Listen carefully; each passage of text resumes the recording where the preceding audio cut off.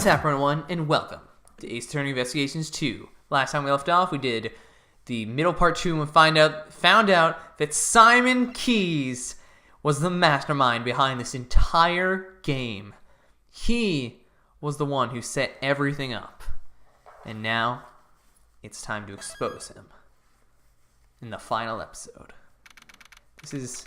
God, we've made it so far, guys. This is the last game we're playing that doesn't have voice acting. That's insane to me. But, let's go. Mr. Edgeworth. Are you guys here for the show? Mr. Keyes, Miss Barry. You're a little early. I'm sorry, but we're still getting ready. But I'm so happy you came. You remembered our promise. Yes, I remembered. You asked us to come and see the show when you gave me this. I'm so happy you came. Please enjoy yourselves. I'm sure my performance will surprise you, Mr. Edgeworth. Your performance has already surprised me, Mr. Keyes. Oh! But he hasn't performed yet. Regina, please have a look at this photo. Is this balloon the property of the Berry Big Circus? It is. Did you see it flying around somewhere? It's highly likely that this balloon was used by the culprit in the case we are investigating. Huh? Who is in charge of the balloon? Well, that would be Simon, but are you saying... Oh! Mr. Keyes, you flew this balloon in the middle of the night, did you not? I do occasionally prepare alone at night, practice alone at night. I'm not much of a pilot, though. I'm a little clumsy. So for practice, you'll do something as challenging as flying a balloon at night. Wouldn't that be rather difficult for someone who is clumsy and not much of a pilot? Then, what do you think I was doing, Mr. Edgeworth? You brought Kay to the roof of the Grand Tower in order to frame her for the murder of Jill Crane. Not a single security camera recorded Kay using the elevator. Therefore, the only way she could have gotten up there was through flight. And the only one who could have flown her up there was you, Mr. Keyes. No way, Mr. Edgeworth. How can you say that? That's not all. You drugged John at the garbage pickup and kidnapped him. Wasn't that why you were late when you came to watch the trial of Patricia Rowland? No way. I have no idea what you're saying. There's no way I could do things like that. Please believe me, Mr. Edgeworth. Please! I wanted to believe you.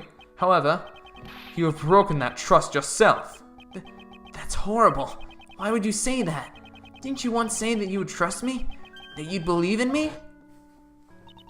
Don't you worry about that. We're your allies.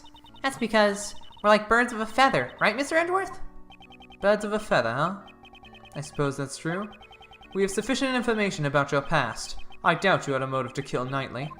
Rather, you were probably the most affected by his death. And I doubt someone as timid as you could work up the courage to murder someone. Alright, I'll get you out of here. We'll believe in you. I'm so sad. Those words were all lies. It wasn't a lie. We really did trust you. Kay, even you? You said we were like birds with a feather, and yet... I'm hurt, Kay. You've hurt me deeply. Hey, Mr. Edgeworth. Maybe Simon isn't a bad guy after all. I see. So that's how you operate. I understand now, all too well. No matter who you face, you find an emotional weakness and exploit it. You guide each person towards the outcome you desire without them even noticing it. That is how you were able to mastermind the entire case. I may have fallen for your tricks before, but not this time. Simon Keyes, I indict you! So, it's come to this after all. You were always so full of confidence, Mr. Edgeworth. But I rather like that, because now I can rip that confidence to shreds.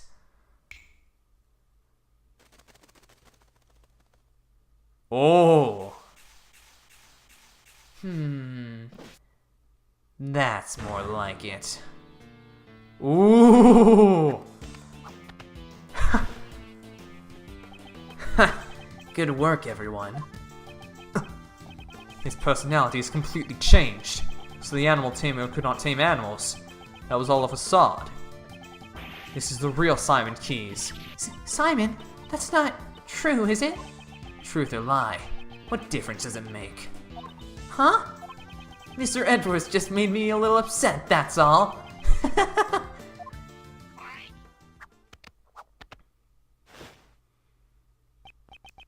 You'll take responsibility for upsetting me, right? Oh! Balloon practice. It's true, I practiced with the balloon 2 nights ago. That photo must have been taken when the balloon and I passed near the building. I often fly around that area for advertising purposes. There's nothing unusual about that, right? Maybe you should give him the Kamado voice. There's nothing weird about that, right? Nah, we'll just stick with this kind of like deep, grovelly, kind of this is my true self voice, you know? You often fly around the Grand Tower on the balloon? Yeah, even the circus needs to advertise. Regina, is that true? Yup, it was Simon's job to advertise using the balloon. Most people who live around here should have seen it. That balloon was used in the crime we are investigating. Like I said, it's just a coincidence. I simply happened to pass by the Grand Tower when that photo was taken. I shall determine whether or not it was a coincidence after I hear your full story. Rebuttal.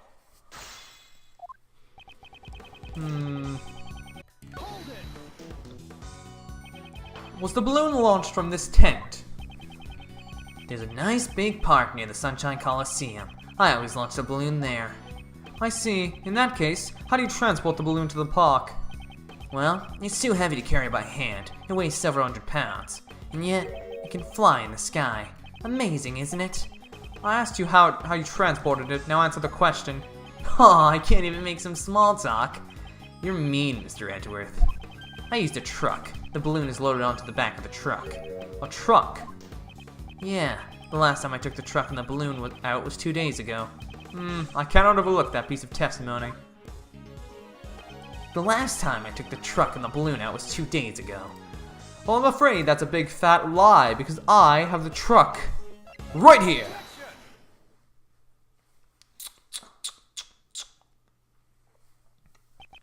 The truck you put the balloon into. Was it blue by any chance? Blue, so what if it is? Today, we saw a blue truck carrying a large basket. If that truck just so happened to be yours, then your claim that you last used it 2 days ago becomes a lie. Step, step, step. Hey! Oh, and Emma's here too for some reason. Agent Lang, Emma. Mr. Edgeworth, I finally found you. I've been searching for you ever since the incident yesterday. I dashed right over after Kate contacted me just a little while ago. Prosecutor Edgeworth, the thing you were looking for, I found it. It was placed in a blue truck at the dressing room parking lot. Line balloon data. A blue truck, as I suspected. That truck is, without a doubt, the one I saw today. There are a number of blue trucks out there, you know? Who's to say you're not mistaking it for a different one? It's definitely that one. I got a good look at it. Huh? Mr. Edgeworth, was that? It wasn't me. Kay, words have no strength without evidence to back them up. That's Mr. Edgeworth's voice. Evidence. Present evidence. Do I have any evidence to prove that this was the truck I saw today? Huh? What's wrong, Mr. Edgeworth? Why are you touching the truck? The truck's body is cold in the touch. It seems to have been parked here for some time. You can figure all that out just by touching it? What could prove that this is the truck I saw? Bloodstains. Oh! Fingerprints, because mine would be on there. I'd like to dust the truck for fingerprints. Fingerprints? What for? I don't see any point in that. A certain person's fingerprints should be left on this truck, and these fingerprints will prove this truck was parked in front of the Grand Tower today. Whose fingerprints should prove this truck was in front of the tower? Miles' fingerprints. Edgeworth. Your fingerprints? Indeed. Earlier today, I touched a truck at the plaza in front of the Grand Tower. I'd like to dust for my prints. Emma, might I request a scientific investigation? That's what I'm here for. Just leave it to me. Alright, we're all set. Go ahead, Mr. Edgeworth. Wait, you want me to do it? Of course! We made this we made this thing for a reason, Mr. Edgeworth. You think we're not gonna use it? Who else but Mr. Edgeworth would be up to the task? Here, I'll show you how it's done. Alright then. You're the scientist, why don't you just do it yourself? First, we sprinkle some aluminum powder over the area you want to investigate. Okay, I know, it's the exact same every single game, you don't need to tell me. I know newcomers might be playing this game, but like, yeah, just blow on it with your breath. What's the breath button? It's R2. Well, I mean, actually it is for me, but. So you know, the key point is to sprinkle the powder all over. Let's get a nice good looking fingerprint. What is this lag right now? Holy crap. Get a nice, good looking fingerprint there. Woo! There we go. We got one. That's a nice clean fingerprint. Let's run the prints against mine post haste. Alright, just leave it to me. Perfect match. These are definitely your fingerprints, Mr. Edgeworth. Well, it seems to me that we have just proven your statement to be a lie. Ugh! What were you doing when you were driving this truck around? Just taking it for a joyride. Kay was abducted 2 nights ago. Your balloon was sighted not far from the scene. Today, there was another kidnapping in which a garbage truck was used. And once again, your truck was seen nearby. Objection! This all sounds like nothing more than a pure coincidence to me. So it was pure coincidence that you parked near 2 separate kidnappings? I doubt that. You were involved in both kidnappings, weren't you? Isn't it a bit rash to automatically assume that the 2 kidnappings were connected? And what if I had evidence to prove that the 2 crimes were performed by the same culprit? Oh, you're serious? I can't wait to hear this. What did Kay and John's kidnappings have in common? Oh, the sleeping drugs. Kay was knocked out with a powerful sleeping drug, and a bottle of sleeping drugs was found lying in the place where John was confined. The contents of the bottle were a match with the drugs used on Kay. Objection! So that's all you've got, huh? And here I was getting my hopes up. So the same sleeping drugs were used. So what? You think that connects the 2 incidents? Surely, you must realize it yourself. That doesn't prove a thing! Ugh.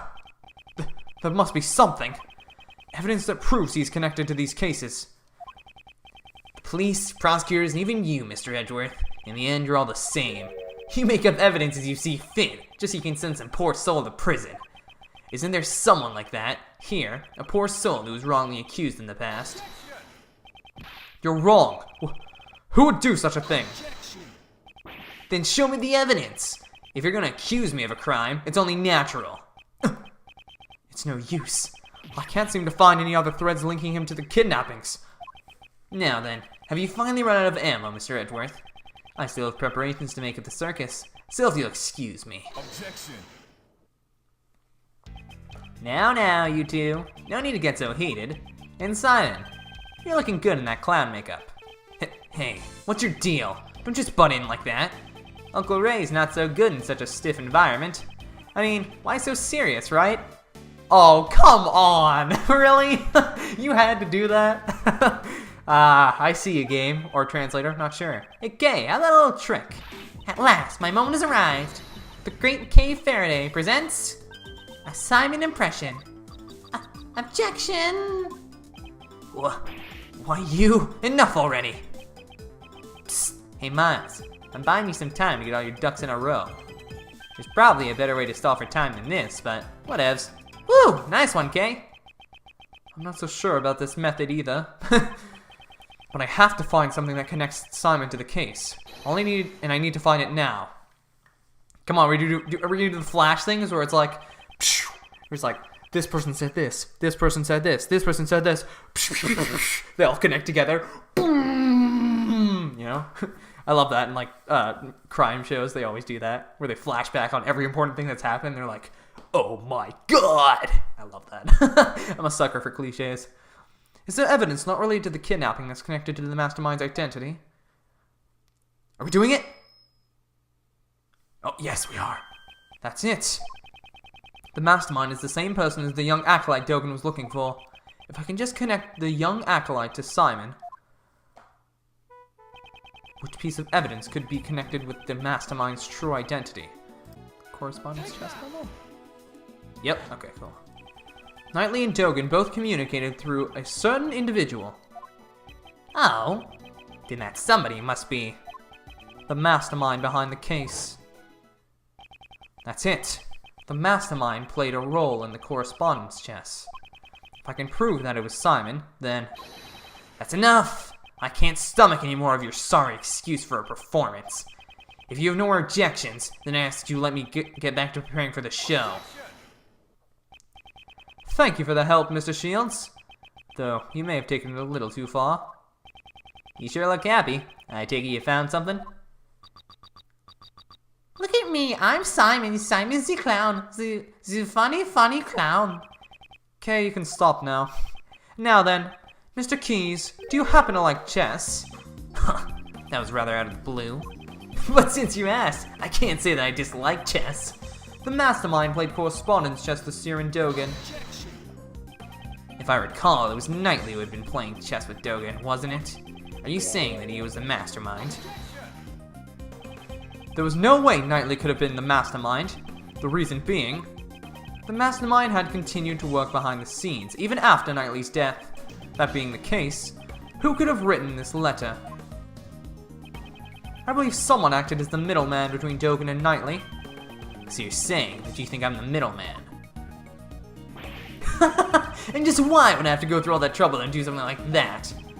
Most likely, to make it appear as if there was a connection between Knightley and Dogen. And as a result, Knightley was killed by Patricia Rowland.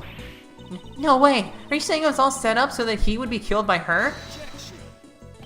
What are you saying? There's no way I can manipulate a person that far.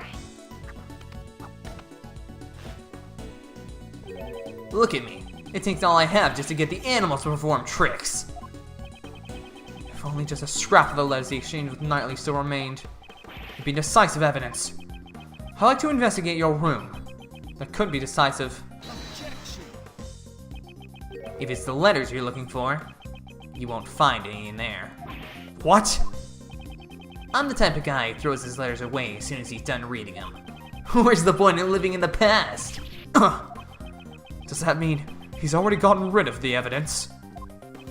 Mr. Edgeworth, everything you've said so far has been nothing more than baseless conjecture. The evidence, I'm just one step behind it. What should I do? Am I all out of moves? Without evidence, I won't allow you to cast doubt on my friendship with Knightley. Who was that? Excuse me. Miss Barry? What's on her mind? I've been listening in on what you all were saying, and, when you say Mr. Knightley, you mean Simon's friend, Mr. Knightley, right? Yes, that's correct. Does she know something? This morning, a letter arrived from Mr. Knightley. It was for Simon. What? What did you say? That's impossible. Knightley's already dead. Miss Barry, please let me see that letter. Okay, here you go. Quick, open it! This is a correspondence chest letter. This is a response to Dogen's last move. Now, can you see the path to checkmate? I can't wait to see the look on your face. You weren't expecting to lose at chess against me, right? The postmark says March 26th, the day before Knightley's death. It seems the letter arrived late. Since the circus moves around so much, a lot of the mail people send us arrive late. Now, why was this letter addressed to you? This is proof that you were the middleman between Dogen and Knightley. Normally, you would transcribe this letter into Braille before sending it to Dogen. And in doing so, you created a connection between him and Knightley. Damn it! Curse you, Knightley! Why must you continue to interfere? Simon, why? Wasn't Knightley your only friend? Ha! Don't be ridiculous! I stopped thinking of him as a friend 18 years ago. 18 years ago? Would that have been the day of the IS-7 incident? Thanks to Knightley, I nearly died that day in the snowstorm, while I was on my way to the contest venue where my father was waiting. Knightley suddenly appeared. He held me down, tied up my hands and feet, with tears streaming down his face. He kept apologizing. My dad's too scary. I can't disobey him. Please forgive me. I'm sorry. Stop it, Horace. I promised my dad. I said I'd taste his desserts. If I'm not there, Dad will be in trouble. I'm gonna let everyone know my dad's desserts are the best in the world. After that, he locked us up inside a car. It was so cold, I could see my own breath. Before he knew it, the doors had frozen shut, and not even he could get them open. And then, I lost my father. Whoa. Your father? Horace Knightley was the son of the murderer who killed my father. What could this mean? His confession runs contrary to the information we have. Wait, so he is Isaac Dover's son and I was right all along? But the name of the victim in the IS-7 incident was Isaac Dover. Isaac Dover is my father's name. 18 years ago, my memories were muddled from the shock of my near-death experience. What? What? So... But that doesn't make sense.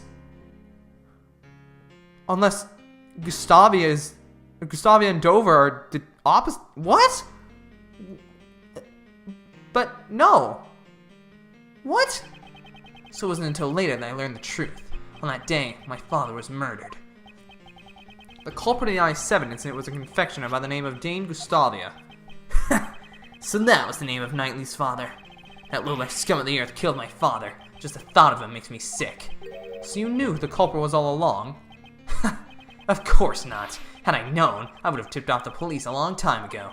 All I knew was that Knightley's father was trying to set up my own father. That's why I immediately knew that the one who died that day was my dad. Knightley had a hand on my father's murder. That traitor. He was the son of a killer. It's only natural that he ended up dead. It would appear that you are a victim of a very serious misunderstanding. Misunderstanding? Just what are you talking about? Isaac Dover. At the time, he was actively working as a sculptor in France, under the name Pierre Huquet. Is that right? Well, I'm sorry to say, I don't remember that at all. Huh. It's only natural you don't remember. After all, he's not your real father. Okay, so it was Gustavia, never mind. Huh? What is that? What? Is that supposed to be a joke? I'm not amused. You won't be able to laugh at all once I reveal the truth to you. This piece of evidence proves that you are not Isaac Dover's son. Because they gave it to him. They gave it to Knightley instead, so it had to be his belongings. What's that? Isn't that Knightley's chessboard and his ring? I want you to take a good look at this ring's design. There are two letters inscribed in it. That is the seal Pierre Huquet used as his signature. 18 years ago, it was found lying near the body of Isaac Dover. Why would Knightley have my father's memento with him? The police had found Isaac Dover's son and gave it to him. Isaac Dover's real son is Horace Knightley. What? But that means I'm... In other words, you are Dane Gustavia's son. That's a lie. After all, I'm... My father is... My memories are...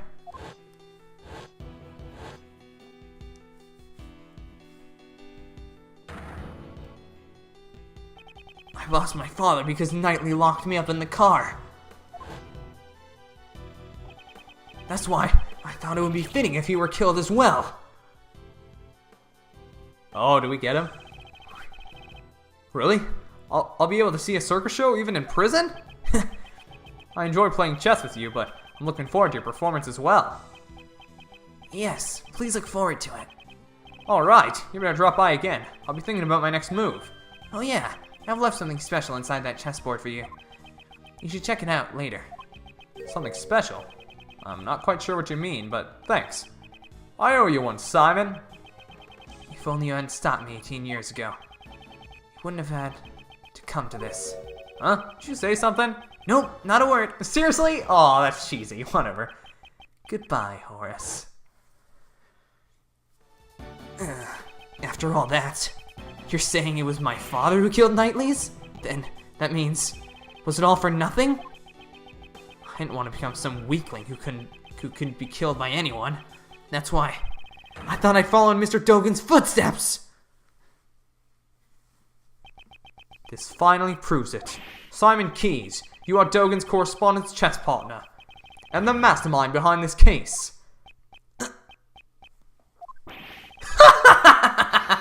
That's right, it was me. I'm the mastermind behind it all. He's finally showing his true colors. As you all know, I witnessed the incident 12 years ago. President Huang's assassination. So the child who drew that picture was Simon Keyes. When I was found out, I was subjected to horrible interrogations over and over by that heartless Patricia. I spent the nights trembling in my bed, terrified of what the next day would bring. I'm sure you can understand why I'd want to sneak out of there, right? However, Blaze would have likely sent pursuers after you. Exactly. I was on the run from them every waking moment, 24 hours a day, 365 days a year. I couldn't even sleep at night. I'd jump at the slightest noise. And that's why I became a circus performer. Blaze the Best was the chief prosecutor, and Patricia Rowland was the warden of the prison. No ordinary person would be a match for those two, and there were no adults I could rely on. Furthermore, behind the scenes was the body double who had set those two in motion. Though he was a fake, I was up against a nation's president. Talk about utter despair, right? My only ally was Mr. Dogen. He saved my life after all. He actually helped me out, unlike Knightley. If this story is true, it's ironic. Dogen, the fiendish assassin, was idolized by the child he saved. If I follow in his footsteps, I no longer have to worry about being eaten alive. That's right, now it's my turn! My turn to devour those who would feed upon me! And I suppose you never thought to seek help from the police? No way, no way, no way. As long as Blaze was around and the evidence would be destroyed by him. Actually, didn't something like that almost happen today during Patricia's trial? I knew from the very beginning that things would turn out like this. The evidence from Patricia Rowland's trial. So he's saying that he expected the evidence would be destroyed. I see. So that's why you kidnapped John. To force a guilty verdict, even in the absence of evidence. Who's to say? But in order to expose the crimes of 12 years ago, there was no other choice. That's according to you. However, Blaze also attempted to kidnap John in order to manipulate the trial in his favor. Your methods are no different than those of the people you so despise. That's only if I were actually the kidnapper. But I would never do anything so evil. No way, no way, no way. I just simply couldn't. Besides, Mr. Edgeworth, I'm actually quite thankful to the real criminals for giving me the opportunity to extract such sweet revenge.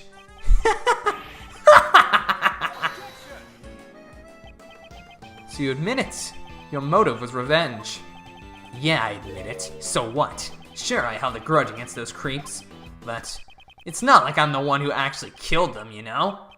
He got Shelley to kill her to do it. Truth be told, all I did was send some letters. I let Jill in on Blaze's secret, and let Blaze in on Jill's secret. And then, the two simply ended up trying to kill each other. Do you mean to say the murder was nothing more than a result of that? Yup, just like the case at Gourd Lake. It's way easier than trying to control wild animals. All I did was come up with a fake assassination plan for Knightley. So that was also part of his plan. If that's the case, then Rook's murder was also your... Whoa! Don't try to pin that on me. Knightley killed them all on his own. Well, it ended up creating the perfect opportunity for me. It's funny how things work out. How can you say such a thing? It was the same for Patricia Rowland. I made it look like there was a connection between Knightley and Dogen by using the correspondence chess match and the chisel in the chessboard. What? You mean to say that you were the one who prepared that chisel? That's right. I thought it would bring Dogen to mind. Quite a thoughtful little gift, wouldn't you agree? And that was all it took to get Patricia to murder Knightley. Oh, the feeling that everyone around you is an enemy. I know it all too well. The tiniest spark can set off an explosion of fear, resulting in horrific mutual destruction. All I did was watch the comedy of errors unfold from the audience. And you were my final pawn, Mr. Edgeworth. A pawn? Me? When you solved their cases, you brought both Blaze and Patricia to their ruin. And the weapon that delivered the coup de grace was your own logic! I didn't solve those cases for your sake. Oh, I know. You never really cared about saving me. You just wanted to pretend to be a defense attorney, didn't you? What did you? All I had to do was go, no way, no way, no way, and act all scared. And you totally believed me. You were giving it your all, trying to save me. So even your arrest was just a ploy to make me use my logic. To be fair, getting arrested wasn't part of the plan. When people began to suspect that the chisel I sent was the murder weapon, honestly, I broke out in a cold sweat. I thought for sure it'd be curtains for me. But then, a tournament of miraculous proportions. The genius prosecutor himself had come to my rescue. Well, doesn't it feel nice to be thanked by me, the one that you saved? You should be grateful. I gave you this chance to play the ace attorney. You're wrong. He wasn't pretending to be a defense attorney. Mr. Edgeworth is always serious about saving people. Even the times when he saved me in the past. Okay. Is that so? Are you sure he's not just trying to emulate his own father, the one he admires so much? Absolutely not. That's not true at all. Now, Kay. The person he's talking about isn't Miles, but rather Simon himself. Clearly, he's not able to trust others. The desire to save someone other than himself is something he cannot even comprehend. Say what you want. Make sure you think about it long and hard.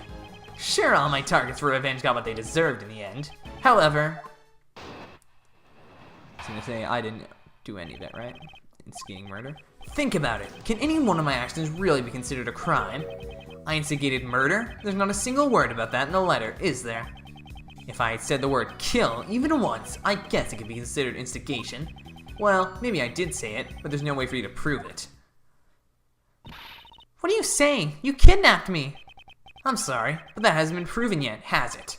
The only thing I admitted to was sending the letters. Besides, those letters contain no threats or coercions. I simply conveyed information that each recipient would find beneficial. Ugh, you crafty little... Can we do something about it? What was it he said? Integrating murder? It's instigating murder when a person directs someone else to commit murder. The person who directed the murder can be charged as if he committed the crime himself. So now we just have to find proof that he directed the murders. You make it sound so easy. To be honest, it kind of pisses me off a little. You're all trying to frame an innocent person for murder. Don't you understand? I'm not obligated to waste any more time on this pointless discussion. The police are waiting for you outside this tent. You have nowhere to run. Really now? You think I wouldn't have an escape route prepared? For example, let's say I gave an order so that all the animals here attacked you.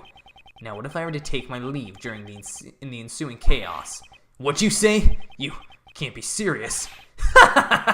It was just an example. Wouldn't that make for an interesting show? Here's another idea. What if I pulled out a hidden gun and took John hostage? That might be more exciting. I will never allow you to do such a thing. I can't tell whether or not Simon is being serious. However, when it comes to him, we should consider anything a possibility. Simon is such an amazing villain. Holy crap. This is the first time in a while in the series where I've been like, oh my god, this guy is just... Oh, it's so good. I think he might be my new favorite villain. Sorry, Gant, you just got overturned. If you continue to bore me with your drivel, I'll end the show right here. I'd like you to keep that in mind before you make any baseless objections. I cannot make any careless remarks. Isn't there some way I can charge him with his crimes? Rebuttal. God dang, man, this is insane. Oh!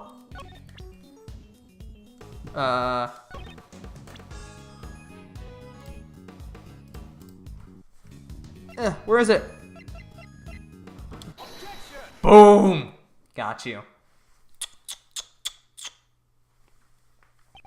It is my firm conviction that you instigated the murders. After all, you told me so yourself. Perhaps I should have let you in on this, Mr. Edgeworth. Actually, I was the one who ordered Blaze the Best to kill Jill Craig. What? Did I say that? I really don't remember. Oh, you were a fool. Well, that's a good thing. You may think you can deceive us as much as you want. But unfortunately for you... Unfortunately... You used the bug to eavesdrop on our conversations. But there was someone else who wiretapped that bug of yours and recorded the whole thing. It was recorded. In other words, the conversation between you and that clown is recorded on that tape? Ugh. Like Z says, a schemer drowns in his own schemes, and this is what he meant. Miss Swift, I would like to listen to your tape. Roger. It's right about here. Mr. Edgeworth, Judge Courtney's cell phone is ringing. Who is this? Are you the person who ambushed Kay? Mr. Edgeworth, I want to listen on this too. Very well. This is where it starts. Well, I must say. Huh? That's odd. What's wrong? Well, there ain't nothing recorded past this point. What? Why? Why wasn't it recorded?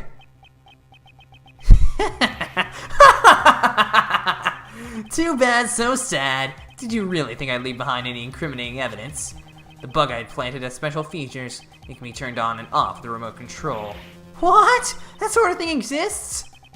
Certainly, remote-controlled listening devices do exist. However, are you saying you switched off the device so that your own voice would not be recorded?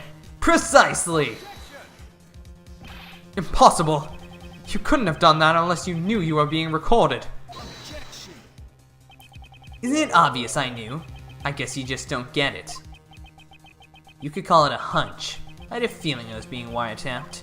Miss Swift, was it? I figured things out because you knew about the kidnapping. Don't tell me. You were listening in on that conversation? That's right. Though, come to think of it, I'm surprised you didn't realize it until now. Some genius prosecutor you turned out to be, Mr. Edgeworth. Oh my, and what was the end result of all this? Ah, since you don't have any proof of the instigation charges, it's game over. Ugh. Mr. Prosecutor, was my recording no help to you at all? Ain't there something? Anything at all in my recording? Miss Swift. Kay. Yes? The bug was planted in your badge, right? Do you have any ideas? How do you expect me to come up with an answer, right off the top of my head? You were the only one who came in contact with the culprit. How unsightly. You're all fussing over useless evidence. Let's move on to the next topic. Next! What's this? He seems a bit eager to change the topic of conversation. You were the only one who came into contact with the culprit. Only Kay came into contact with Simon. If any sound was recorded at the time she was with the culprit. Miss Swift, how long have you been recording? Since 2 nights ago, I reckon. Since 2 nights ago. In that case, when could a conversation with Simon possibly have been recorded? 2 nights ago, of course. 2 nights ago, Simon brought Kay to the roof. If we listen to the recording from that time frame, Miss Swift, please let us listen to the recording from 2 nights ago. Huh? Okie dokie.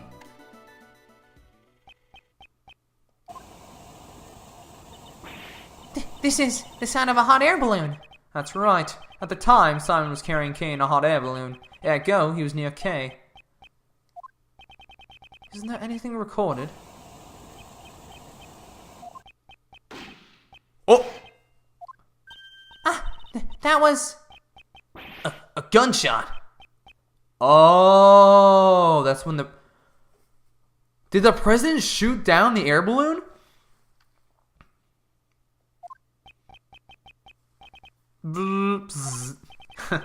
Seems you were quick to deactivate the bug. However, you were a little too late. You can't run anymore. That gunshot ties you to the case. Huh? What are you saying? There's no gun involved in this case, is there? No. There should be someone connected to the case who fired a gun. Let's strike with the evidence that points to that person. Which piece of evidence connects the gunshot to the case? It's this one, right? Yeah. Gunpowder on his hand.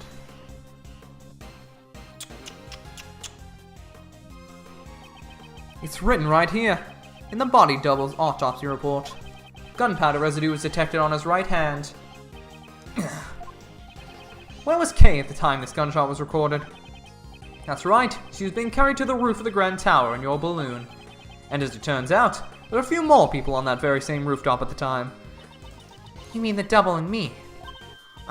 Certainly, after we talked for a brief moment. The body double noticed something and had me leave before him. Now what if the gunshot rang out after that? We can clearly hear it in the recording. I doubt that you wouldn't have noticed it. Do you intend to feign ignorance until the very end? That's nothing more than mere conjecture. What we heard on the recording was not just a gunshot. If you listen closely, you can hear the bullet hitting something. If the body double was aiming at Simon, then the bullet may have struck which piece of evidence?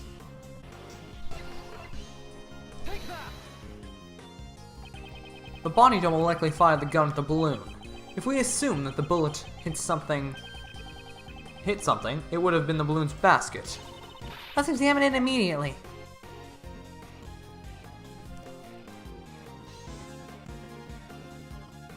Ah. This hole. It's a bullet hole. A bullet hole was found in the basket. You won't be able to talk your way out of this one. Okay. Ugh. How do you intend to explain the gunshot and bullet hole? So you figured it out. You're good. I guess it's impossible to hide anything from you. Spit it out already. Okay, no need to be impatient. It happened when I was riding the balloon toward the rooftop. I saw the body double and you, Miss Courtney, on the roof. Talk about a surprise. Only the double noticed me. He told Miss Courtney to leave ahead of him.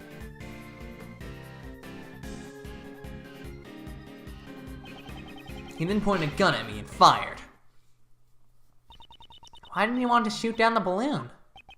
It's simple. The body double intended to kill Miss Courtney. Kill me? That's right. You talked to the double about John, didn't you? Well, it's not like the body double wouldn't have met with you otherwise.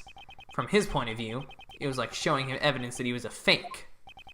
You mean he was afraid of Judge Courtney because she knew about John's past? Afraid? That's exactly right. That body double was a coward after all. I even remembered how his hands were trembling when he fired the gun at my balloon. Are we all clear now? I was only there by chance. Just a friendly witness who was passing by. But that's not true. The bullet struck the balloon's basket cleanly. I panicked and quickly tried to get away so it wouldn't shoot me down, but talk about a close call. You say you tried to get away right then? That's right. Is there a problem? Is there a problem with this statement? You must have placed Kay on the rooftop. You couldn't have gotten away before then, correct? Yeah, that's right. I forgot. After the body double fired one shot, he entered the hatch to the 51st floor. I looked around for a bit, and then landed on the roof. Please add that statement to your testimony. Sure, I don't mind. And we got you. After the double fired a shot, he entered the hatch to the 51st floor. Except we have testimony. Boom. Ah, you're a fool. Once again, you lied. Lied. The body double could not have entered the storeroom on the 51st floor 2 nights ago. Miss Hart's testimony proves it. What? How can you trust that sham journalist's testimony? What'd you say? You can't insult my mentor like that. 2 nights ago, that lady was staking at the 51st floor. Given that, just how did the body double leave the roof? Indeed, that is what we must now prove. If you did not use the elevator or the 51st floor to leave the roof, then only one route remains. How did the body double leave the roof without using the elevator or the 51st floor? Why, that's simple. The body double flew. He flew? Simon Keyes, he rode in your balloon. Hey, stop joking around. Why would I have needed to give the body double a lift? The elevator and the security camera on the 51st floor was being watched by Miss Hart. Your balloon was the only way the body double could have left the roof.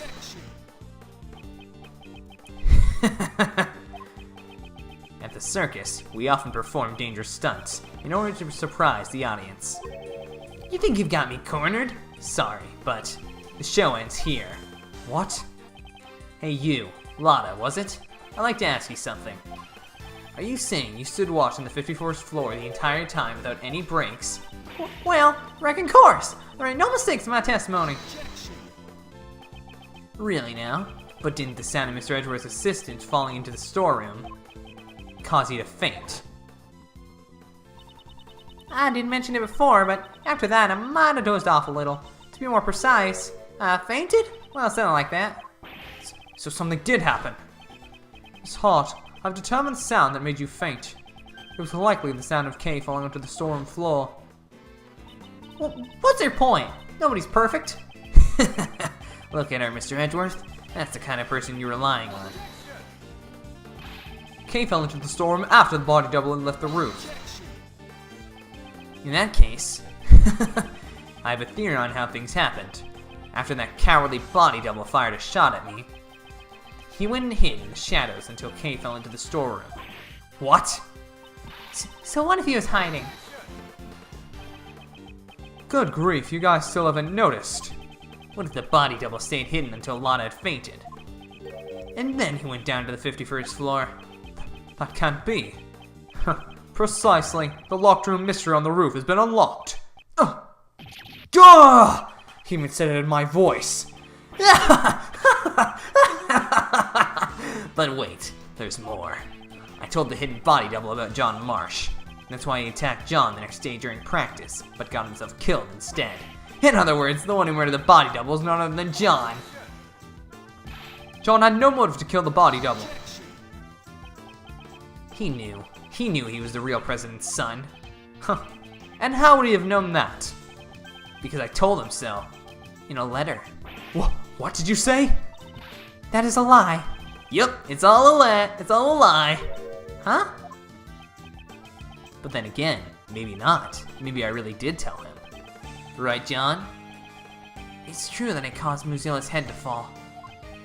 But I didn't know about my dad until today. I'm not lying. Oh, really? I wonder about that. I found out about the head falling thanks to the bug. Now, if you were the one who caused it to fall, and the body double was crushed to death, that settles it. You're the culprit. You successfully carried out your revenge. Congratulations! All the pieces of the puzzle are now in place, as Mr. Edgeworth was saying. The logic fits. Now then, any rebuttals?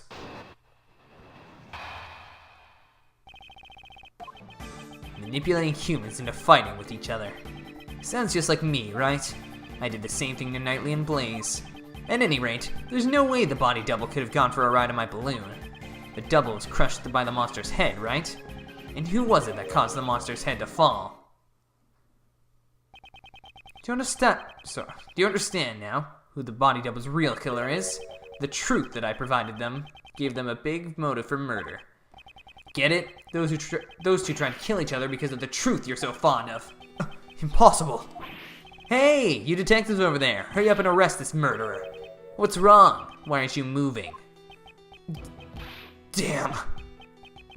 I thought so. Just admit it. In the end, aren't you all the same as Blaze and the body double? You ignore the prime suspect and come after me without any evidence. How easily it can be distorted to best suit your needs. This law you all believe in. That is by no means true. If you're not gonna arrest anyone, maybe I should have a talk with the policeman outside. If I tell them that John Marsh is the killer, they'll be forced to take action. Simon Keyes, your testimony isn't over yet.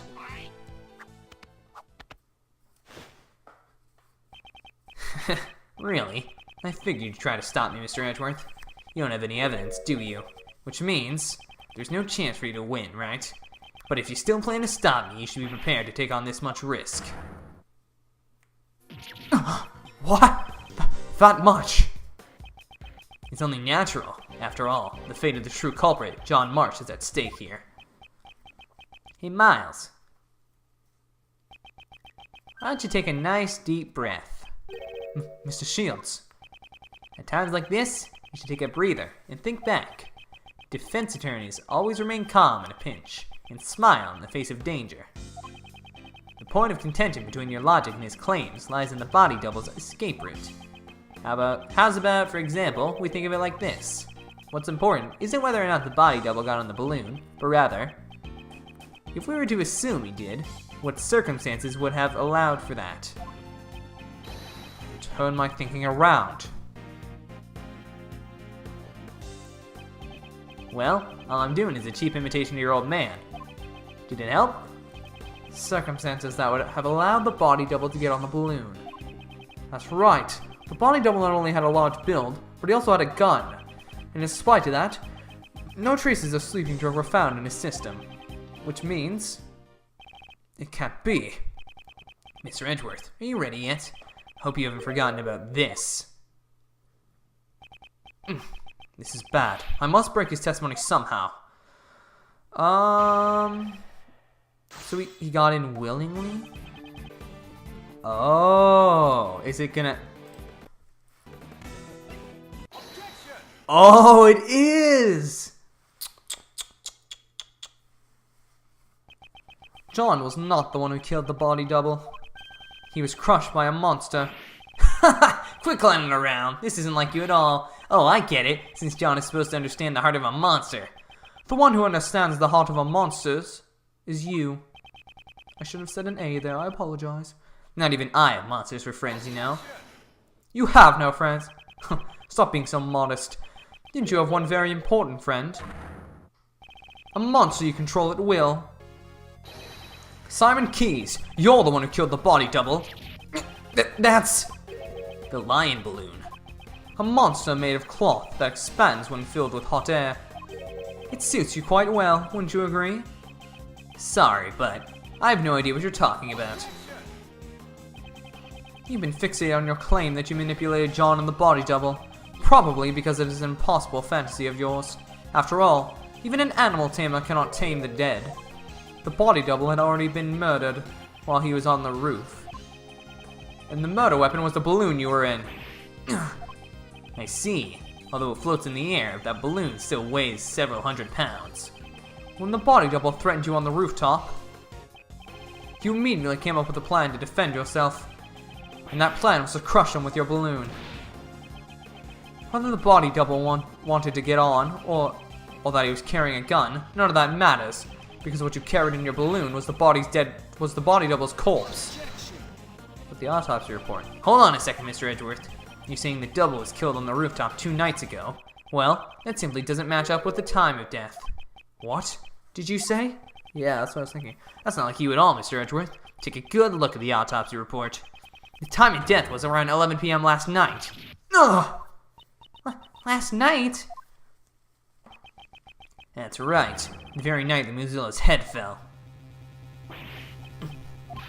Well, Johnny boy, come on. How about telling us the truth? You killed your father, right? I know the feeling. You hated him, didn't you? Your father who left you all alone forever. You're wrong. I had no idea that guy was my dad. Not this again. Didn't I personally tell you myself? Was my logic wrong? Mr. Edgeworth, allow me to thank you once again for chasing down Blaze and Patricia and bringing them both to ruin. My revenge was a success, all thanks to your logic. If only the time of death matched up, then my logic would fit. Perhaps he did something to throw off the time of death. And what's more, Dane Gustavia, was it? You even took down the culprit of the IS-7 incident.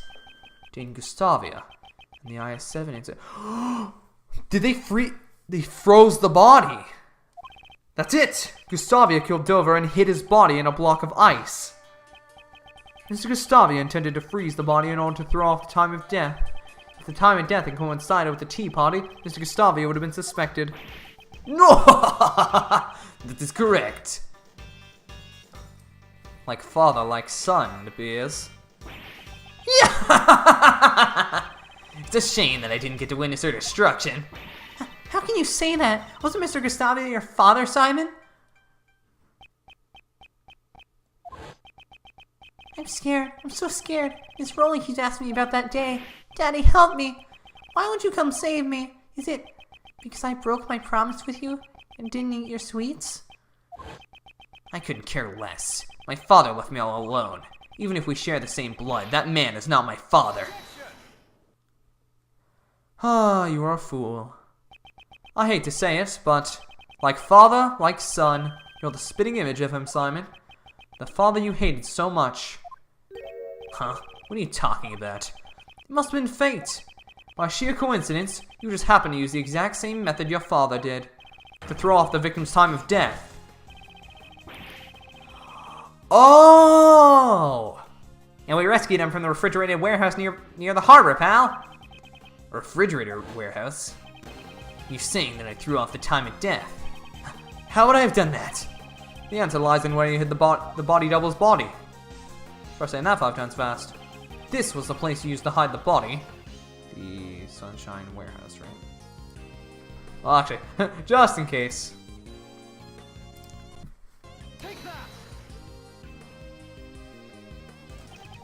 Throwing off the time of death by freezing the body, along with John's kidnapping.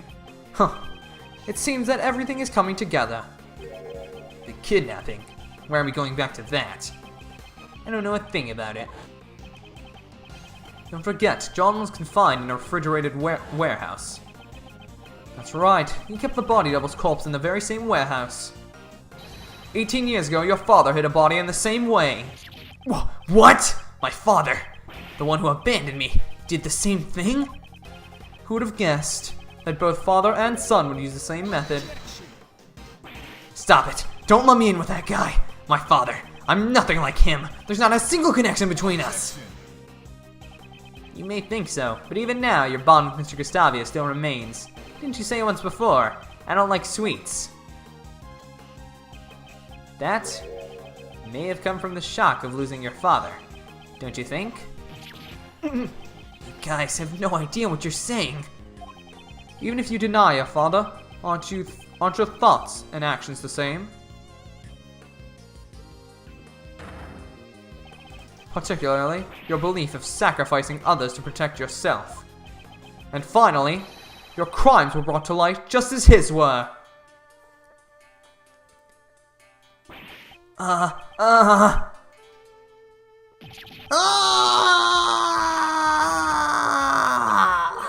Just kidding. I don't know anything about that warehouse. I had nothing to do with the kidnapping after all. In order to threaten Judge Courtney, it's clear that you partook in the kidnapping. How scary. Those who get involved with you will be charged with all sorts of crimes. In the end, there's no evidence for the instigation and for the kidnapping. None at all.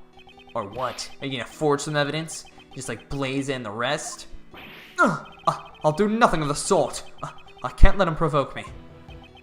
You always say, I'll pursue the truth no matter what, right? Don't you only mean the truth that's most convenient to you? After all, that's how the police pull the wool over the eyes of those without power.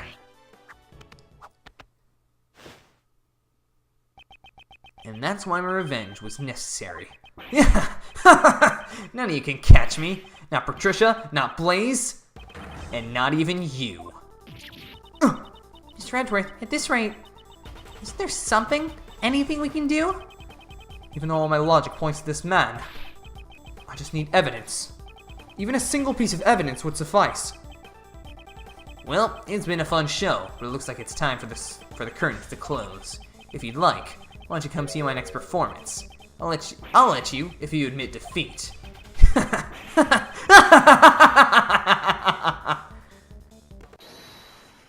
Oh. Sebastian? Sebastian? Because that'd be amazing. I doubt it, though. Who was that? Oh, Gumshoe. Okay. Sebastian's story's done. Sorry. I don't know. I was like, watch him come in clutch at the end. Sorry to keep you waiting, Mr. Edgeworth. Gummy, where'd you go? I was just doing the job that I'm able to do, pal. Detective Gumshoe. Your report, please. I did a quick investigation, sir, about the warehouse John was at. That refrigerator warehouse is currently being rented by the Berry Bink Circus, just as Mr. Edgeworth said. So it's finally here, our trump card. Well done, Detective Gumshoe. Now then, Mr. Keys. There must be some mistake. Maybe it has something to do with the circus? I see. Indeed, we are not well informed with the affairs of the circus. In that case, why don't we get your boss's opinion on this? Regina? We are renting a refrigerated warehouse to store the animals. We are renting a refrigerated warehouse to store the animals' food, but I don't know much about the place. After all, I let Simon handle everything. Curse you! Simon, how scary.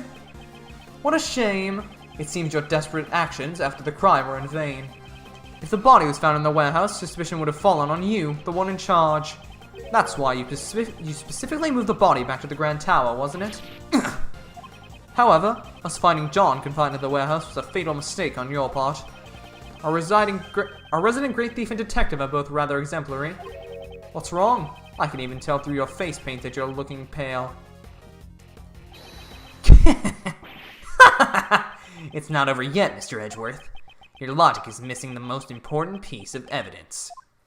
Oh, please do tell. Isn't it obvious? Evidence that I killed the body double with a balloon. You can't present it, can you? After all, there's no way such evidence could possibly exist. The evidence, it exists. What'd you say? If Mr. Keyes murdered the victim, traces of the murder should still remain here.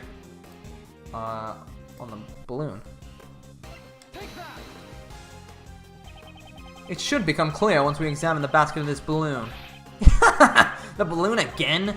Didn't you already find the bullet hole? There's no way you'll find anything else there. It'll be fine, right, Mr. Edgeworth? Mr. Edgeworth is a hero who always finds the truth no matter what he's up against. That's right, pal. Of course he's gonna be fine. Mr. Edgeworth has gotten out of more impossible situations than I can count. Miles, I believe in you too. But more importantly, I'm sure your old man watching over you believes in you too. You got this, Miles. Come on. You gonna let him stop you? I reached a better boy than that. Miles Edgeworth, calm down and think. You're just one step away from the perfect proof. The body double was killed by this balloon. The proof lies in the traces left on the basket. Simon Keyes, it's time for you to atone for your crimes. I'll see it with my own eyes. The moment this past case is settled once and for all. Please, Prosecutor Edgeworth, deliver the final blow to this unforgivable person. This is the final piece of evidence that proves your crimes. What traces were left on the balloon that crushed the victim? Why, isn't it obvious? The flower. Boom!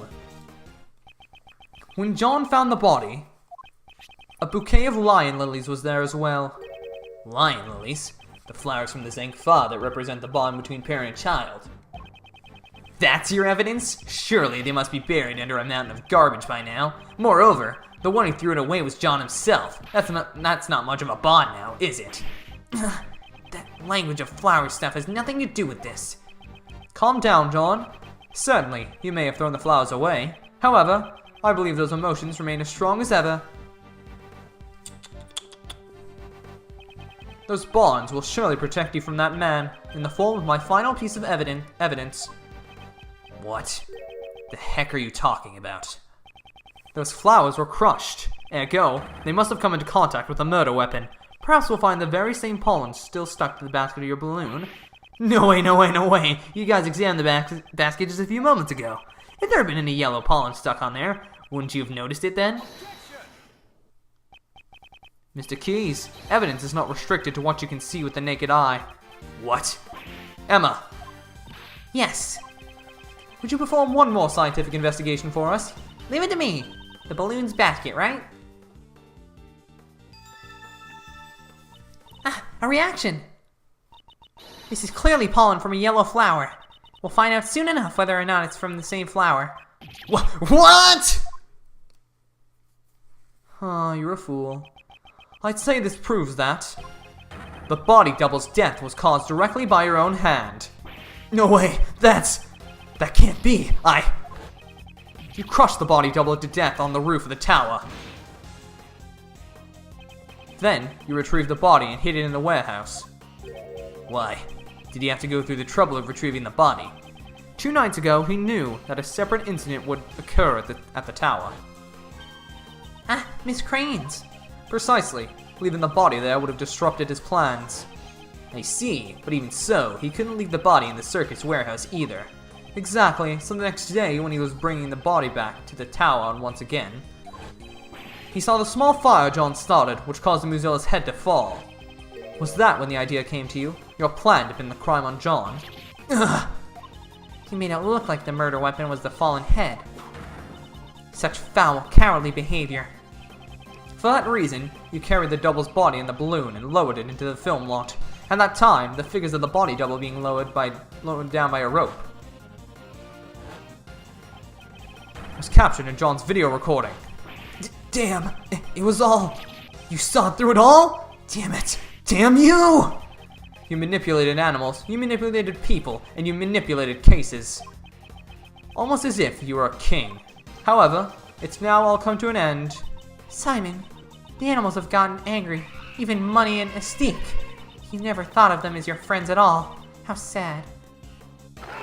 Oh! Damn it! Don't you look at me with those eyes! Huh. It's about time you went back to being a mere clown. A fitting end to your pitiful Jester's act. Stay away! Get away from me! Stop it! Please stop it!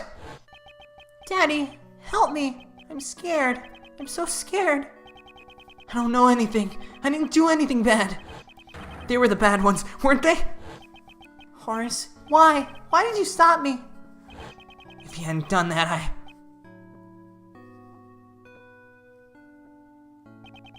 I couldn't even trust the police. Nobody would help me.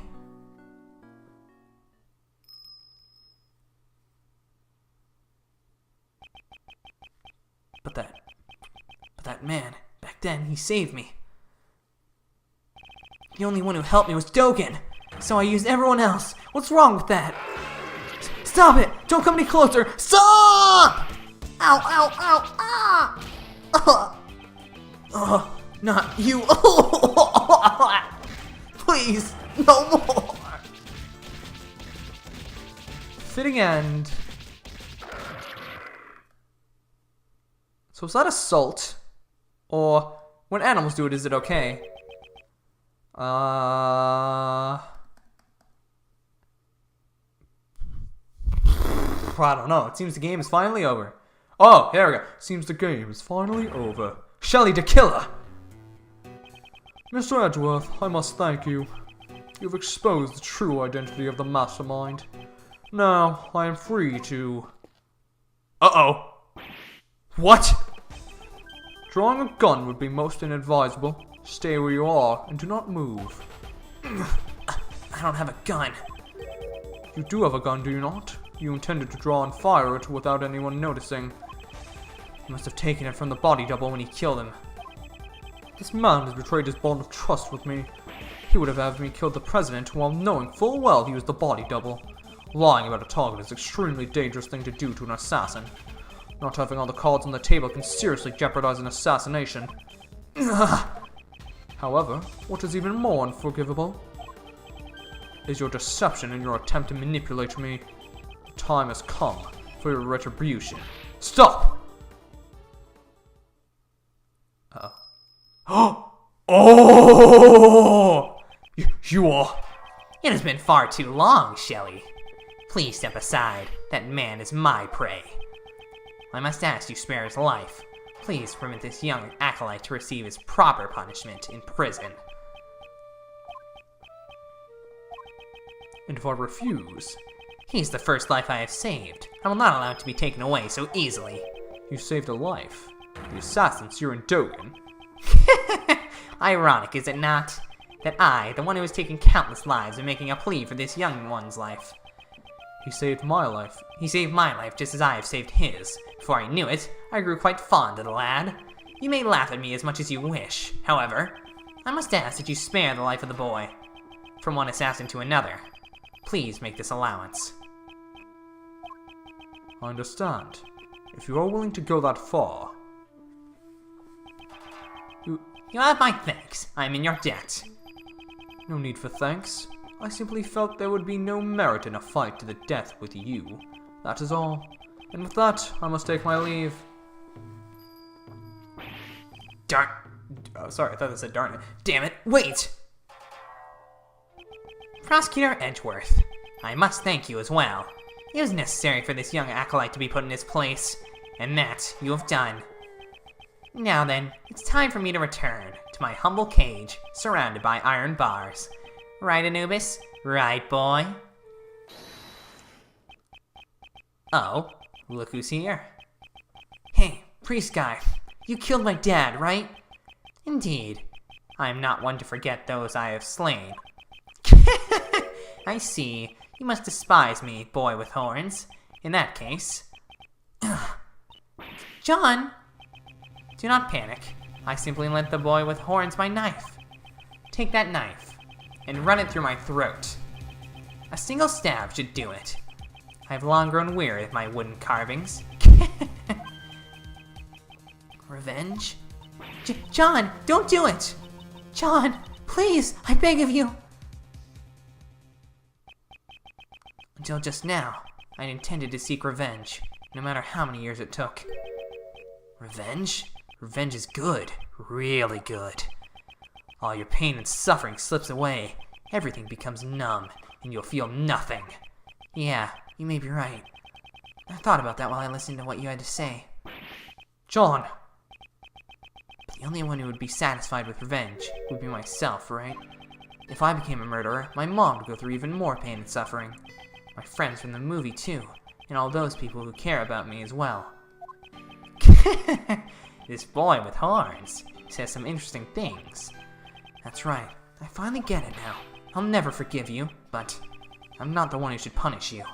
After all, isn't that what my mom and that prosecutor guy are here for? John, you just said some really profound stuff just now. Okay, perhaps you should study up a little more yourself. Is that so? Well then, young one, it is time for us to depart. Where to? To prison, of course. That place will be our home. Our home? It's a happy ending for everyone, except for them. And with that, the case that involved and affected so many people came to a close. However, there was still one last thing I had to do. Get my prosecutor's badge back? Yeah! Oh wow, this is like a couple days after. This is what, 2 days after? Mr. Edgeworth, sorry to keep you waiting. Why'd you call Uncle Ray and the rest of us out here? Uh-oh. Mr. Edgeworth. The formal proceedings have just come to a close. What are you talking about? This is the place where I once relinquished my prosecutor's badge. This is your prosecutor's badge. Prosecutor Edgeworth, what is the meaning of this? Consider this my resignation. I am no longer a prosecutor. In order to save me when I was suffering from amnesia, you... A certain man once said, the only ally a defendant has is their attorney. By trusting in their client, an attorney draws closer to the truth. The sight of that man still shines brightly in my eyes. Phoenix. Oh. Just as the image of my father fighting in court does. Yeah, it's talking about Phoenix. Okay. Gregory. However, this is nothing more than that man and my father's way of life. It is not mine. Mr. Edgeworth. I think I shall live as a prosecutor after all. I see. So you've made your decision. I'm sorry. No, I understand. That's your answer, isn't it? It is. Okay, then that's the end of this conversation. Don't regret it. Even if you beg me later, I won't let you work for me ever again. I understand. But you know, Miles, what if I asked why you chose to live as a prosecutor? Mr. Shields, you asked me this before. To fight crime as a prosecutor, or to save people as a defense attorney? I want you to think carefully about how you want to live your life from now on. I've thought long and hard about that question ever since, how should I live my life? And after this case concluded, I finally found my answer. I want to save people as a prosecutor. As a prosecutor? Simon Keyes, he too was a victim. He lost a parent in a past murder, and with it, the ability to believe in anything else. I too know that feeling. The feeling of losing what is most important to you and being unable to believe in anything. I doubted everything during my lonely battles in those days. All that I can hope to do is to get every defendant declared guilty. The one who saved me was... Oh, come on! Objection! Mr. Keys must have been all alone. God, this game is really... They really ship Phoenix X Miles, don't they? What do they call that? Rightworth? Is that what they call it? I don't know. Unable to find salvation from the law, he had no choice but to turn his hand to revenge. And I suppose you never thought to seek help from the police. No way, no way. As long as Blaze is around, any evidence will be destroyed by him. Actually, something like that almost happened today during Patricia's trial. I want to save those like Simon Keys. So how would you save him? I'm sure this tragedy could have been avoided if only he could have relied on the courts. But instead, he was cornered by Blaze the Best. He used the power of law for evil. The form of the law can change depending on who wields it. It can be at once a shield to protect and a blade to harm. That too is a contradiction of the law. Contradiction, huh? That's true. It sure is a contradiction in the law. The way the law is right now, it isn't always completely right. The only way to right those contradictions is by joining in the court system. The one who could have saved Simon Keys was not an attorney, but rather a watchman of the law, a prosecutor. I shall face the contradictions in the law as a prosecutor. I see. That's just like you. But you know, it'll be tough. You won't just be a walk in the park. You'll be going up against the law itself. You do realize that, right? I do. However, someone must. Yep. Uncle Ray believes in you too. The law evolves and grows, just like all of us do. I'm sure you can pull it off. After all, you're Gregory's son. Your old man would never give up, no matter what. His eyes always saw only what laid straight ahead. Miles, when you chose to live as a prosecutor, your eyes look just like your father's. It looks like you've grown up a bit. I really wish your old man could see you now. Thank you very much, Mr. Shields. So then, Prosecutor Edgeworth, allow me to formally return this to you. Please do. I, Justine Courtney, as a member of the PIC, do hereby return to Miles Edgeworth the rights and privileges of a prosecutor in the name of the Goddess of Law. Yeah! Woo! And with that, Prosecutor Edgeworth is revived. That's great, sir. So then, Prosecutor Edgeworth, it's time for Uncle Ray to make his exit. I have to report to your old man all about the traitor in the Edgeworth family. Thank you for everything, truly. Next time we meet just might be in the courtroom. I hope you'll be ready. Uncle Ray might not look it, but he's an ace attorney after all. I look forward to seeing the attorney my father trained in action. Take care. Prosecutor Edgeworth, welcome back. Judge Courtney, I must give my thanks to you as well. To me? You sought to fix the corruption within the PIC from the inside. That must truly have been a lonely battle. No, it was not, for I was never alone. Because the Goddess of Law is always by your side, right? You made me realize that one could fight in such a way. Prosecutor's office, no, the entire legal world is caught up in this contradiction. If that cannot be set right, there is a truth that will never see the light of day. It was only through your help that I was able to find this new path. One that fights against the contradictions in the law. I too find that promising, as one in the service of the Goddess of Law. You shall certainly succeed in helping the law grow. Let us meet again in the courtroom. Yes. I must apologize for my shameful acts during the trial 2 days ago. Next time, I shall fulfill my duties as a judge perfectly. Your Honor, I do not intend to speak regarding your ideals. Prosecutor Edgeworth. However, the greatest judge I know is one overflowing with humanity. Even during a trial, that judge experiences happiness, anger, sadness, and joy. But nevertheless, always hands down the correct verdict in the end. It's difficult to say, but sometimes I feel that perfection is not always correct. So a judge too has the right to behave in such a manner? Thank you very much. Prosecutor Edgeworth, when I pursued and fought against Blaze the Best. The goddess of law was not the only one by my side. Ah, it's John! When I have this cutout with me, I feel a strange sense of courage well up from within. No matter how painful things became, no matter how strong the foe. When I remember that I am not alone, I'm able to keep moving forward. Wrongs must be put right, for John's sake as well. John too lost his father in a past crime. That is more important to me than even the words of the goddess of law. I'm sure the goddess would be angered by those words. Your bond with your son is the secret to your strength, I imagine. I don't have to be perfect. I just want to grow little by little. Both as a judge and as a mother. That's how I feel. Seems there is much each of us has yet to learn. Agreed.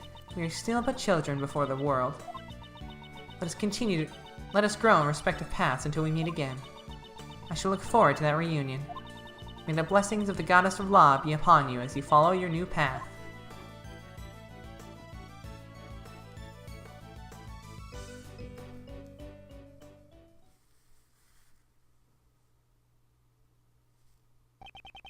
Though I once lost my position as prosecutor, I have now reclaimed it, so that I may tread a new path as a prosecutor.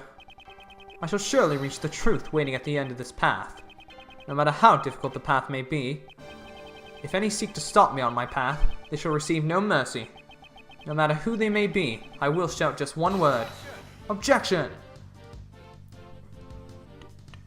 Is this gonna be the medley? Or is that only in Trials and Tribulation? I don't remember. What's going on with you, Nicole? Chief! What sort of scoop are you aiming for next? Hey, ain't you a journalist? There ain't nothing more important than information. You may be my apprentice, but you're still my business rival. I ain't gonna tell you everything. That's my mentor, alright. I reckon you're even more prepared than me. I understand. I'll get my information using my own 2 feet. Yeah, that's the spirit. By the way, would you mind me asking what sort of scoop you're aiming for next? Huh? Chief? Ain't no need to be stingy. I'm your mentor after all. That's just heinous. I want to see what Sebastian is up to. Gumshoe? Oh, the killer, okay. Oh, crap. Hold on, let me get that, alright. There we go. It seems that the wound on my left arm is yet to heal. The bodyguard who inflicted this wound upon me. His is a name I'll never forget. Now then, shall I return to being a simple ice cream salesman? Perhaps this time I should try being a crepe salesman instead. For now, I shall live a calm life until my services are required once more. Crepe is always spelled weird to me. It doesn't look like it's spelled correctly. What do you guys think of crepes? I don't really like them. But what do you guys think? Ray? Oh. I might have been knocked out once by that prosecutor named Edgeworth. But I'll keep on trying to escape. I won't let him dampen my fighting spirit. Ain't that right, Rocky? The gang that'll sound off my next escape will ring out soon enough. The gong. Until then, let's keep working out. Takudo Fuse. Oh god, saw it? Really? Oh! Are you inquiring into my studies to becoming a pet groomer? I'm working as hard as ever. I spend every day covered in mud. Perhaps this suits my true nature far better than the life of a newspaper salesman. Once I leave the prison, I hope to earn an honest wage as a pet trimmer. Huh? My sentence has been extended? Because I was Warden Roland's accomplice? What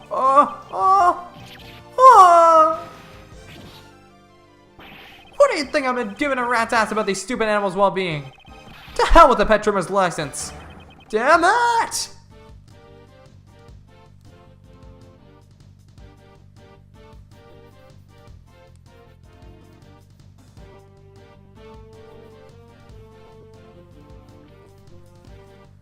Regina, you need to find a new apprentice, huh? Regina was really shocked by the truth about Simon, too. I mean, I trusted him as my subordinate. But there's no use fretting over it. The show must go on. I have to do my best so that I won't lose to the magic or the ventriloquist divisions. I'll put on the greatest performance ever, one that'll blow away this entire case. I like this song.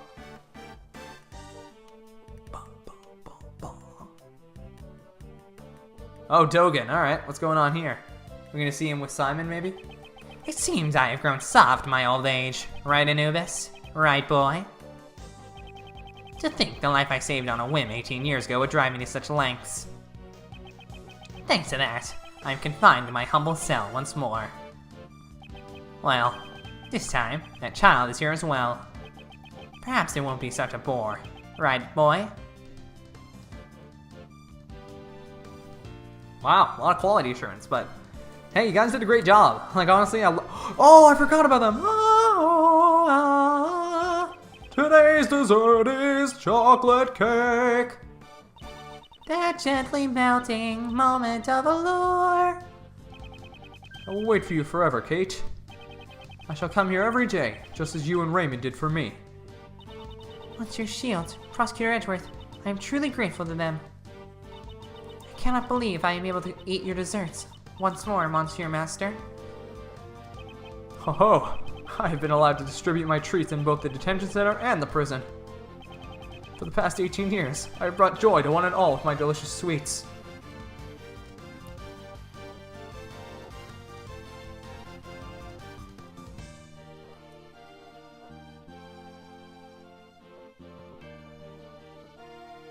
God, Delicia. Yes, see. Thanks for everything, boys. Of course. I owe Greggy my thanks, too. After all, I get to stuff myself with Jeffy's delicious desserts once again. Oi, next time, maybe I'll use one of Jeff's sweets to create a new drug. The tuck-in diet. You'll tuck in your stomach while you tuck in desserts. It'll be delicious and slimming, and also good for your health. I wonder if that's a reference to a later game. Wait, no, that wouldn't make sense. I don't know what I'm talking about. Oh god, me! Man, I'm glad I got to meet and sketch so many beauties! But Randy caught a glimpse of my beauties sketch. She had a misunderstanding and clobbered me in the face with my sketchbook. So in exchange for my sketch of beauties, I had one beauty walk out on me. Maybe it's time for me to start getting more serious about my life. Do I take the path of an artist, or do I follow the path of my heart? Oh, in my heart, I mean the heart of my new lady. Of course you do, Larry. You're a failure, Larry. And you appear in every single game, don't you? Oh. Bad. Mr. Bad. Thanks for all your help today. I'll testify about the IS-7 incident as much as you need me to. Prosecutor Edgeworth seems pretty active, too. He chose not to take the same path as Gregory, but rather to live as a prosecutor. Well, I am kinda sad that I won't get to work with him, but I'll continue to watch over him. Looks like you've grown up quite a bit yourself. I'm so happy. Mr. Bad actually praised me. If you ever need a hand from an attorney, Raymond Shields, give me a call, anytime, any place. Hacking format discovery? Oh, that's for the translation. Okay, I was like, what? My crimes were punished far more leniently than I expected. Once it was proven that I had been threatened... Ouch! No crime is more heavier life than any other. I'm sorry. Of course I regret what I did. However, I'm so glad I can still be together with you, Granny. Huh? You want to hurry back to work? That's right. The next corpse is waiting for us, after all. Remember the Die Young Hospital. Oh, thank you to all these translators. You did an amazing job at this game. I think I didn't see one typo. There was one instance, but I think I caused that by accident, so. I'm so glad my scientific investigation came in handy this time as well. Good thing I rushed back here all the way from Europe. And now, I have to leave again. That kind of takes the fire out of a girl, as you can imagine. But this is also that I become an actual forensic scientist. So then, I guess it's time to go.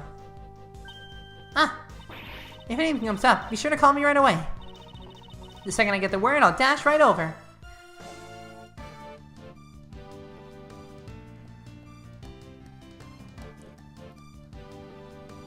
Yeah. You do become one, so don't worry. Oh, it is me, Von Karma. The greater the father, the greater the expectations are for their children. I can read. Prosecutor de Best, was it? His way of life shall be tested henceforth. Just as mine was. Miles Edgeworth chose to live a different life from his father as a prosecutor. I suppose that too is an answer. I want to see Sebastian. I need to see Sebastian. If they don't give him a scene in this, I will flip. Why are the samurai dogs here? They weren't even in this game. Oh, okay. Lang? Come on, please save Sebastian for last. That's all I need. I can never have imagined the truth that my old man was hiding. Unlike me, who only thought about the Lang clan. My old man was trying to protect an entire nation. But I swear to you all that I will carry on his will. Even if the president was a fake, and the real one was murdered. I swear that I, together with my men, shall revive Zhang Fa. Someday, I will surely show you all a Zhang Fa brimming with life.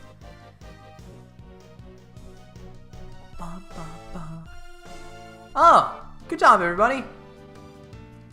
You guys did an awesome job. Oh, Pro ZD was Gregory Edgeworth? Oh, that's awesome. Dude, I didn't know that. I didn't even... Objection. Yeah, I guess that was him. Yes! I've asked for everyone to stop calling me the best. I don't like it. It makes me feel like I'm just borrowing Pops' power. I shall study even harder than before and triumph over Pops.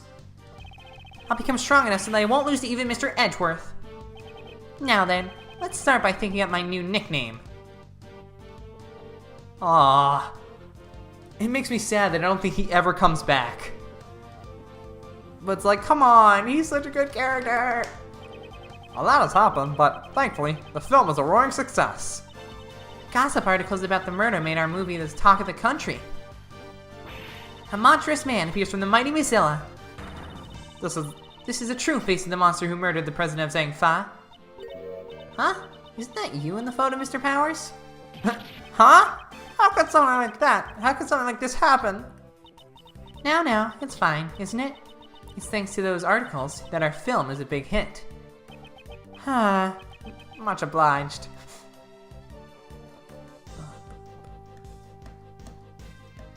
Good job, everybody. Great job on this translation. It was so good. Judge Courtney and her son, I guess? John, I greatly enjoyed watching your movie. It's no big deal. It's not like I had a major role or anything. What are you saying? You played the key character who connects Mozilla and Gordy. There is no one else besides you who could have played the part. Yeah, I guess. Well, it would be nice if there was a sequel.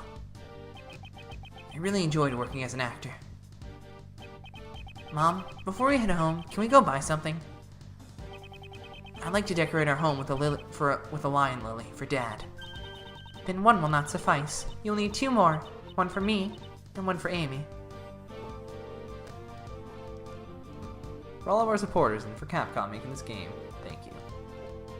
You guys did an amazing job. Let me just say that.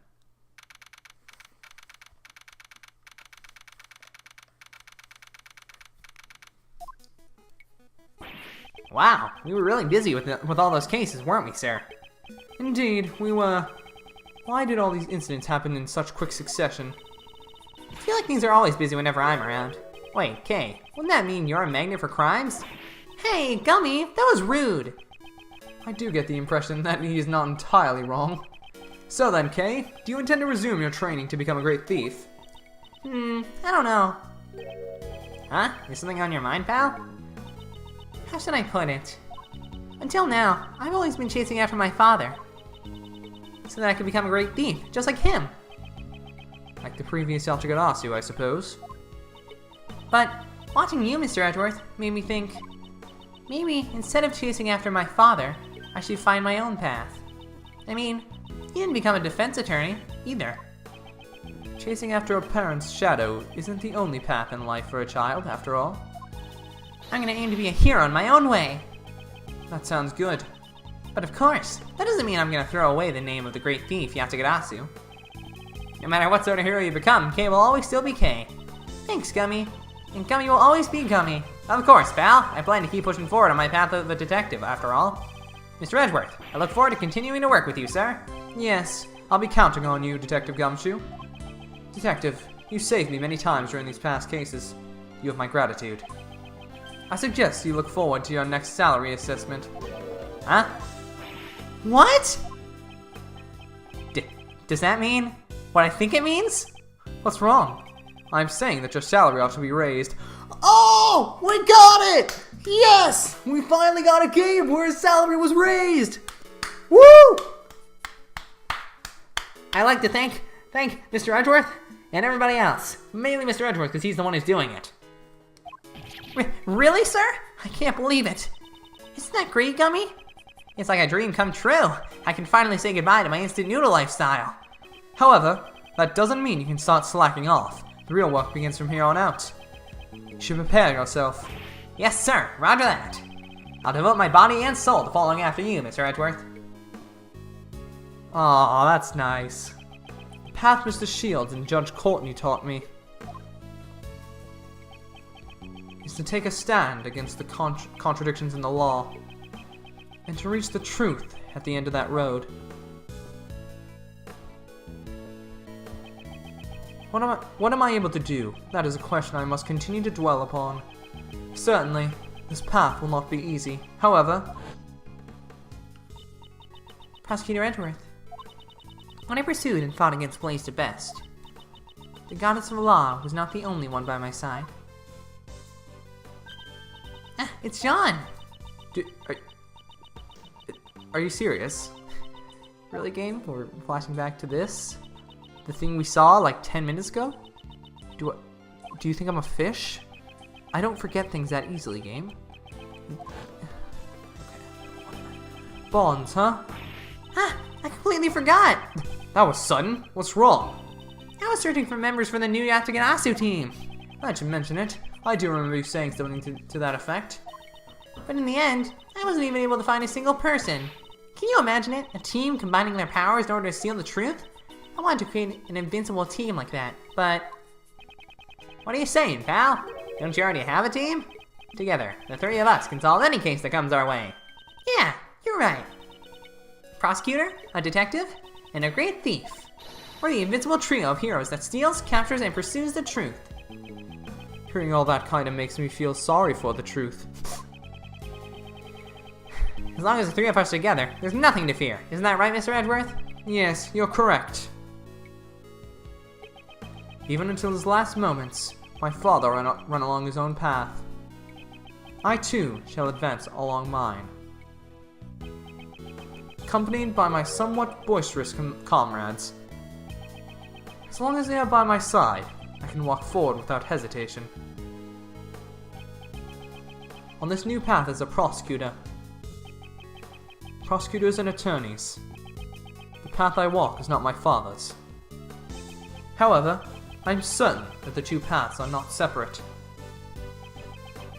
Though we may walk in opposite directions, our destination is the same. Why, you may ask? Because both paths leads to the one and only truth. Oh! Oh! That hit me. Ooh, okay. The end.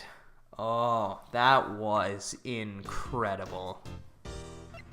I have no words to describe the delight that this game was. Holy crap. This game felt like it took all the problems that the original game had and then fixed them all while still adding new stuff to make it a new game. Mind chess is one of my favorite things this thing did. Even though it's kind of just the Megatama, it is so much fun. And it really gets you to think more than the Megatama did. You can't just, like, get your way out of things in this. You gotta think about your strategy, you know? And I think that's really interesting, and I really enjoyed it. The story was absolutely amazing. The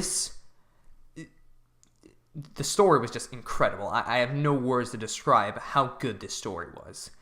The characterization for Miles in this game in particular was really good, but I was surprised at how much other characters developed too. There were so many others. Even Gumshoe, he developed so much in this game after Edgeworth gave his badge away. He was like, what am I supposed to do now? That was my entire point as a detective. And then he had to realize that, like, oh, there's more to being a detective than just working for a prosecutor, you know? And that's crazy. And Sebastian went from my least favorite character to probably my favorite character.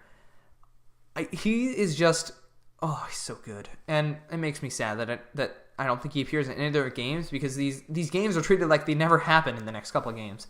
At least they just don't mention them. And that makes me sad, to say the least. But I mean, yeah, overall, I really, really enjoyed this game. I honestly can't think of many complaints. It didn't feel boring like the last game did. I don't know if this is a complaint, but the game was really long. Like, there was a lot of content in this game. And that's not, I don't even know, I don't think that's a complaint for me. I'm happy with that. This game is just amazing. I love it. This game was so good. And, drumroll please, we are now going to list off my order of Ace Attorney games from least to greatest. So at number 6, Phoenix Wright Ace Attorney. At number 5, Apollo Justice Ace Attorney. At number 4, Ace Attorney Investigations Miles Edgeworth.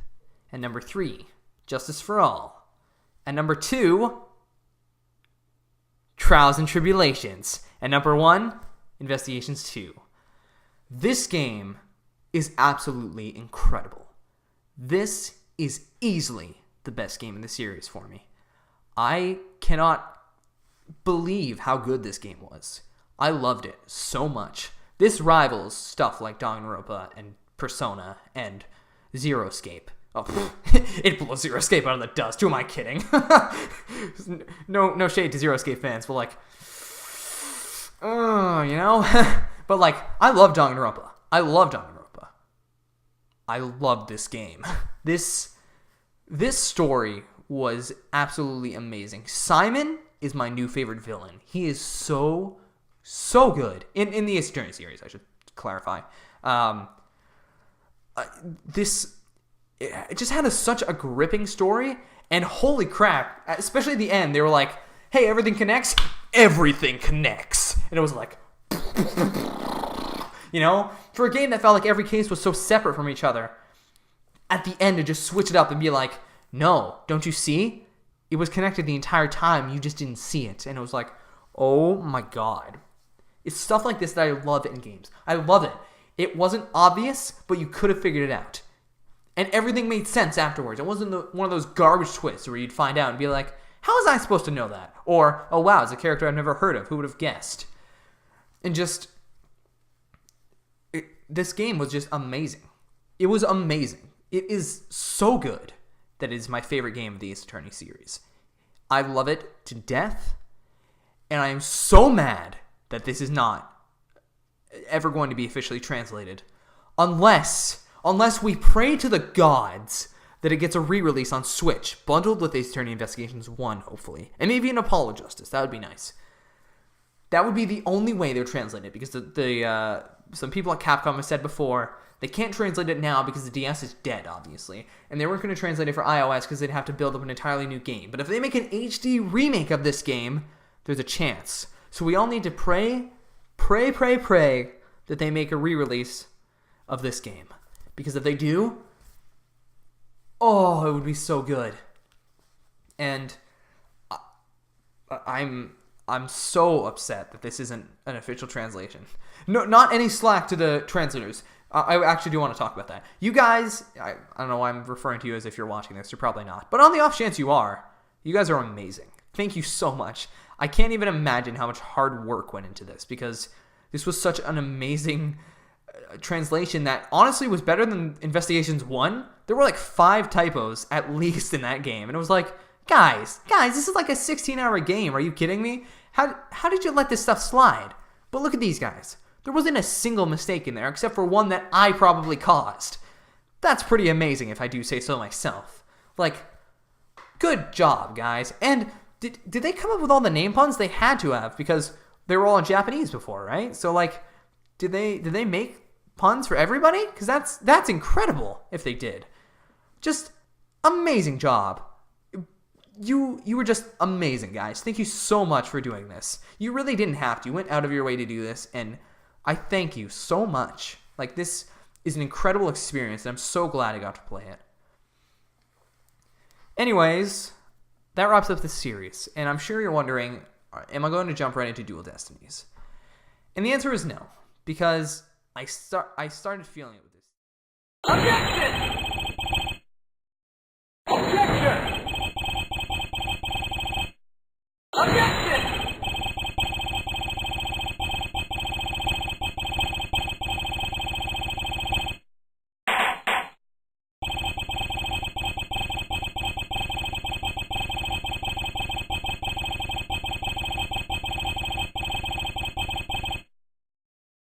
Anyways, yeah, I hope you guys enjoyed this series. Let me know if you did in the comments below, and if you have a favorite moment, let me know. And I heart pretty much every comment there is, so yeah, go ahead and be hearted if you want. Anyways, I'm going to wrap it up here for now, guys. Thank you so much for watching this series. If you have enjoyed, please leave a like, comment, subscribe, all that fun stuff. So you're going to see more of this awesome series. And yeah, I hope to see you then. Peace out, guys.